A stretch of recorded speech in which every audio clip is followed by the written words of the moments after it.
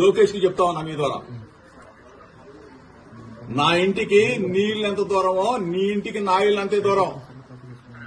ఇవాళేమో సంబరపడుతున్నామో, రాక్షస ఆనందం పొందుతామేమో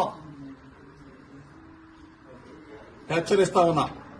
మీడియా మిత్రుల ద్వారా చెప్తా ఉన్నా, రాష్ట్ర ప్రజల సమక్షంలో చెప్తా ఉన్నా, ఇది దుర్మార్గమైన చర్య. నేనేం చేశానా? నువ్వు 83 రోజులు మీ అయ్యా నువ్వు నన్ను జైల్లో పెట్టి రాక్షసానందం పొందిన చాలక నా ఇంటి మీద దాడి చేస్తావా? పెట్రోల్ బాంబులు వేస్తారా? అసలు ఇంత దుర్మార్గులాగా ప్రవర్తిస్తారు మీరు. నేనేమన్నాను?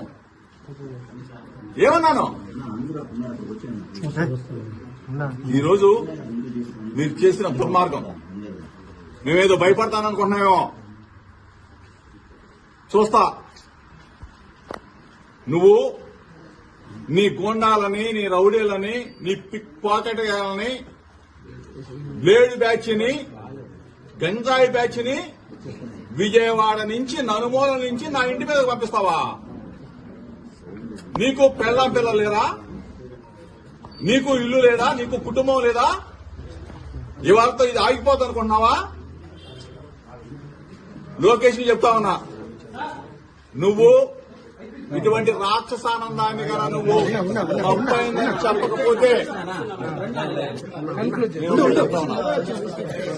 ఇటువంటి పనికి మారిన పిల్ల చేష్టలకి దోగి నీకు భయపడ్డావు. చిన్నప్పటి నుంచి రాజకీయాల్లో ఉన్నా నీ పిల్ల చేష్టలకి, నీ వెర్రి చేష్టలకి నీకు నిన్న చెప్పా, ఒళ్ళు తగ్గించుకున్నావు కానీ నీ చిప్పు దొబ్బింది, నీ మెదడు మొత్తం దొబ్బింది. ఏం పనురాయి పనికి మానోడా? ఒక బలహీన వర్గాల వాడి మీద నా మీద తాడా. సిక్కుసారం వదిలేసి సన్నాసులాగా తయారైంది.